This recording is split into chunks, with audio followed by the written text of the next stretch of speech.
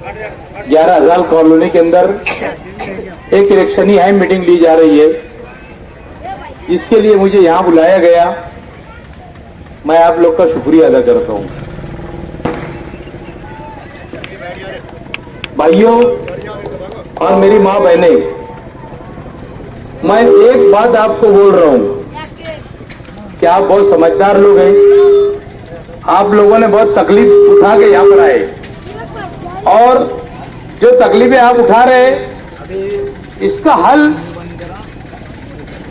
सिर्फ और सिर्फ एजाज देंगे।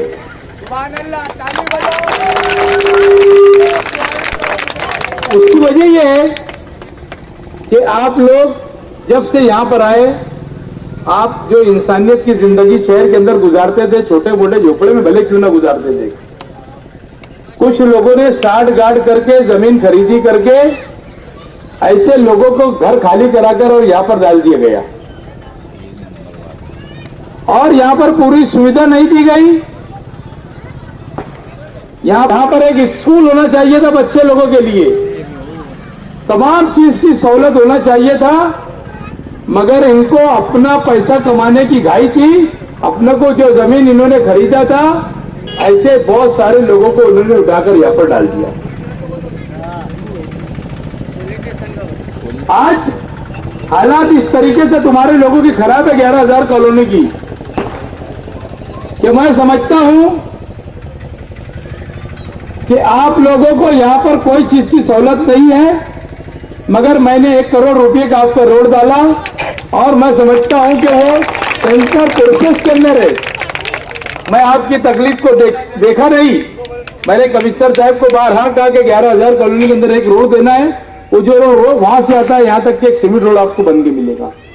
क्या बात है। मैंने जब काम किया मुझे और की लालच नहीं दिया आपसे कि मैं तुम्हारा लालच से अंदर तुम्हारा काम कर रहा था कि भाई मैं सब मलिक का इलेक्शन लड़ूंगा और आप मुझे वोट देंगे, ऐसा कोई मामला नहीं था। मगर अल्लाह के फजल करम से ऐसा वक्त तो आया, अल्लाह ने ऐसा वक्त तो लाया कि मेरी नेक नीति ने मुझे आज महा विकास अघाड़ी का कांग्रेस पार्टी का उम्मीदवार बनाया। ये मेरे लिए बहुत फख्र की बात है, और मेरे लिए नहीं, ये शहर के लिए फख्र की बात है। जिस लोगों ने 30 साल राज किया, इसने मुफ्ती इस्माइल साहब ने 10 साल राज किए, शेख आसिफ साहब 5 साल आमदार थे, उनके वालिद 10 साल आमदार थे, 10 साल घराने के अंदर मेयर रहा उनका। बाकी शहर के लोगों से उनको कोई लेना देना नहीं। उनको ऐसा लगता कि लोगों को पैसा दो, लोगों को पुलाव खिला दो और लोगों को खरीद लो। तो मैं कॉलोनी के लोगों से पूछना चाहता कि मुझे एक बात आप लोग आज मुझे वादा कर दो कि तुम लोग ये पुलाव और पैसे के ऊपर बिकने वाले लोग हैं क्या? अगर तुमको काम पसंद है, तुम क्या तुम्हारे रिश्तेदारों को भी बोलो, दोस्त साहबाब को भी बोलो कि एक मर्द मुजाहिद, एक दबंग लीडर आपको मिलने वाला, एक दबंग आमदार रहेगा। और मैं बोलता सरकार आने वाली है, तुम अगर चूक गए तो समझ लेना ये शहर के अंदर ही हमेशा बोलते हैं अपोजिशन में थे तो क्या करेंगे। अरे ये क्या सरकार में जाके बैठेंगे, ये तो सीएम बनेंगे क्या जाके? ये तो अपोजिशन में बैठेंगे ना, दोनों का छुट के भी आ गए गलती से। तो ये शहर की आवाम को सोचने और समझने का मुकाम है।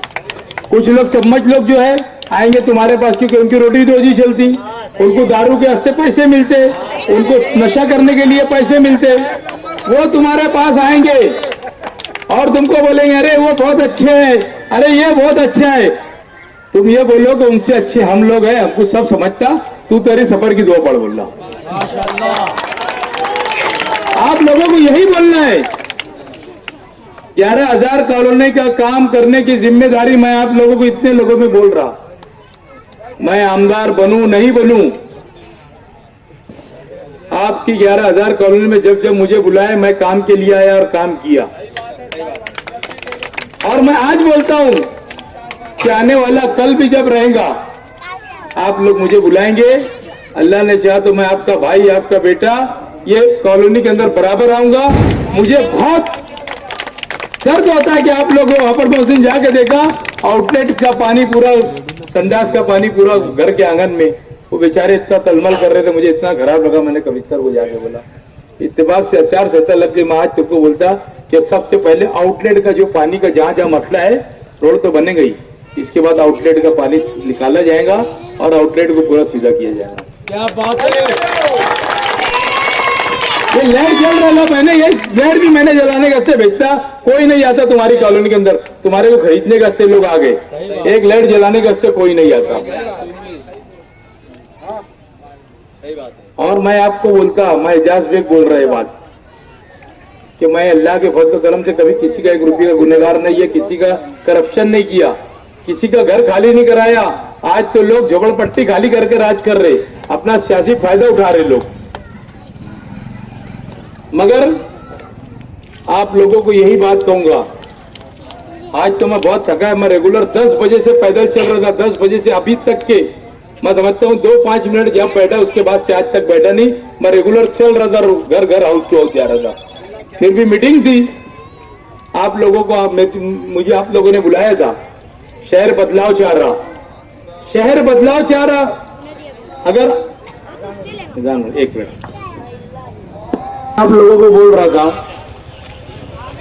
कि आप लोगों को इस वक्त तो जरा सी भी छुपना नहीं है। आप लोगों ने मुझे, ये तो आपकी खुशकिस्मती है कि आपने जब जब मुझे बुलाया मैंने काम किया। आप लोगों की 11,000 कॉलोनी मैं समझता हूं कि सही तरीके से रोड गिरा है तो 3-4 हजार रोड के ऊपर गिर गया, और 3-4 हजार रोड आज बहुत बड़ी बात है, फैसले एकदम कम वोटों से होने वाले हैं और आप लोगों को काम करना है। और मैं समझता हूं कि यहाँ पर अल्लाह ने मुझे नवाजा तो मैं आपको ये वादा करके जा रहा हूं कि यहाँ पर डिलीवरी का हॉस्पिटल, यहाँ पर एक पुलिस स्टेशन, और मुझे बहुत ज्यादा शिकायत मिल रही है यहाँ पर जो दारू का धंधा चल रहा है, मैं हर हम अभी कंप्लेंट करूंगा एसपी को जाके, तो किसी का भी होगा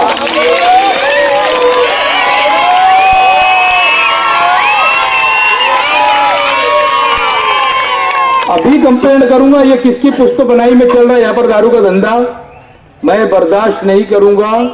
यहाँ पर हमारी माँ बहनें इतनी दूर दराज से यहाँ पर रहने के लिए आए, और पुलिस स्टेशन का काम भी अर्जेंटली जैसी आचार संहिता खत्म होंगी, मैं आप लोग को जाके जिला एसपी के पास बैठाकर यहाँ पर एक पुलिस चौकी किस तरीके से बने उसका प्रयास करके दूंगा। और मैं आप लोगों को बोलता हूँ कि आप लोगों को कोई टेंशन लेने की जरूरत नहीं। आप जब मुझे बुलाएंगे शहर में से, मैं 10 मिनट के अंदर आपका भाई, आपका बेटा तुम्हारी कॉलोनी के लिए हाजिर।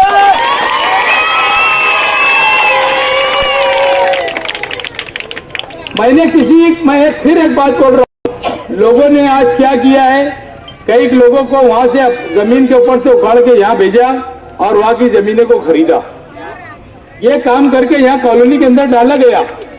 ये सारी चीज पे लोगों ने ध्यान रखना चाहिए। ये भ्रष्टाचार लीडर लोग शहर को तबाह बर्बाद कर दिए, शहर को कैंसर बना दिए इन्होंने। आज पावर का मसला इतना खतरनाक कर दिया इन्होंने कि इसको कोई तरीके से आज पूरा शहर परेशान है। एक लफ्ज से दोनों शेख आसिफ साहब भी नहीं बोलते और मुफ्ती साहब भी नहीं बोलते। क्यों नहीं बोलते? क्योंकि उनको पैसा मिलता, उनका हफ्ता बंधा है, इसके लिए नहीं बोलते। ये तुम्हारे भाई को चुन के आन दो, सबसे पहले बिजली कंपनी मालेगांव से भागेंगी, उसके बाद दूसरा काम शुरू होगा।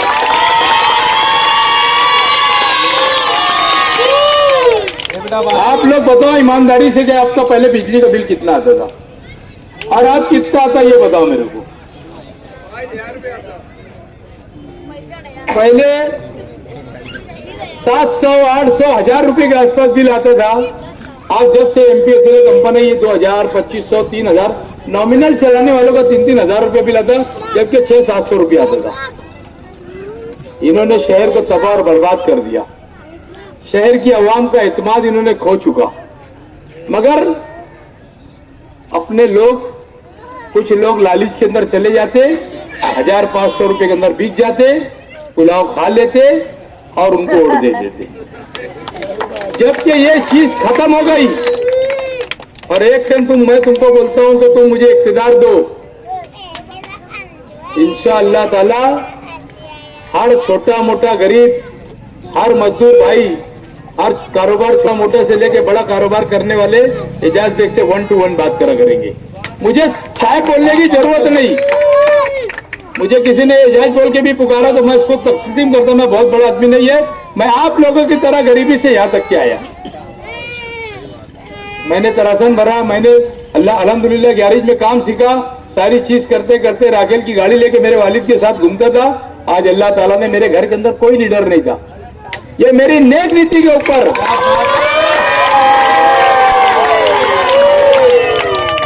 ऐसी बात का कानूनी गोदी में ले लो। मैं यहाँ तक के जो पहुंचा, मेरे घर के अंदर कोई लीडर नहीं था, कोई नहीं था मेरे घर के अंदर। मैं गरीब का बच्चा यहाँ तक के पहुंचा और आज मुझे मां विकास अघाड़ी का उम्मीदवार बनाया गया। मेरे लिए फख्र की बात है। मैं आप लोगों से गुजारिश करने के लिए यहाँ पर आया हूँ और आप लोगों के दुआ की और वोट की अपील करने के लिए कि आप मुझे वोट भी दो और आपके जो रिश्तेदार है शहर के अंदर उनको भी, आपके जो भी दोस्त बिरादर सबको कहो कि एजाज बेग को एक वोट देना इसके लिए जरूरी है कि महाराष्ट्र के अंदर मां विकास अघाड़ी की सरकार आएंगी और जब मां विकास अघाड़ी की सरकार आएंगी तो एमएलए रोटेशन का रहेगा और शहर के अंदर करोड़ों के नहीं अरबों के काम करके मैं तुमको बताऊंगा।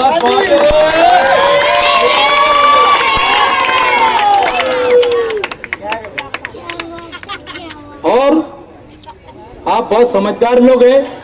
मैं फिर आप लोगों से दुआओं की दरखास्त और अपील करता हूँ। तुम्हारे को जो भी रिक्शा के अंदर खुदा न खास्ता हो सकता अपनी रिक्शा लेट सवेर हो, तुम्हारे को रिक्शा भी लेने के वास्ते कोई भेजे तो तुमको पंजे के निशान के ऊपर एजाज बेग को वोट देना है।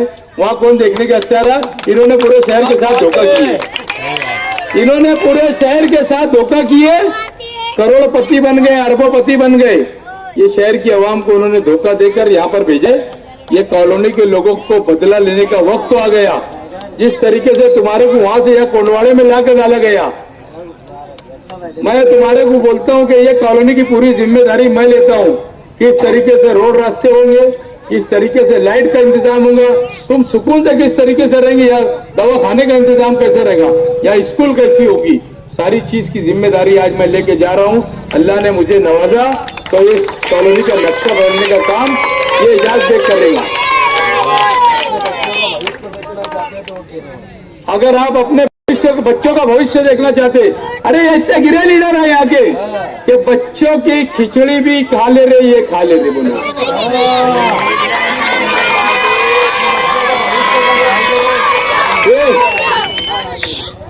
बच्चे लोगों की खिचड़ी के अंदर सब पार्टनर है। मुफ्ती इस्माइल साहब, शेख आसिफ साहब, मुस्तकीम डिग्निटी साहब, अब्दुल माजिद यूनुस ईसा साहब। सिर्फ और ये हमारा बंदा जो है ना इतनी रुबाब से बोलता है, ये कहीं पर भी दागिनदार नहीं किसका। मैं काम में नहीं मैदान से बोलता हूँ हमेशा और बोलता रहूंगा। ये मेरी फितरत है क्योंकि मैं कभी किसी से डरता नहीं। मैं कभी किसी से डरता नहीं क्योंकि मुझे गलत काम करता नहीं, गलत करने देता नहीं। मेरे अपने भी अगर मेरे साथ रहेंगे, वो अगर किसी का गलत करेंगे तो मैं गलत करने देता नहीं, मैं उसको बर्दाश्त नहीं करता। आप लोगों ने मुझे यहाँ बुलाया, मैं आप लोगों का शुक्रिया अदा करता हूँ और मैं यहाँ से रुखसत होता हूँ क्योंकि मुझे अभी बहुत सारी जगह जाना है।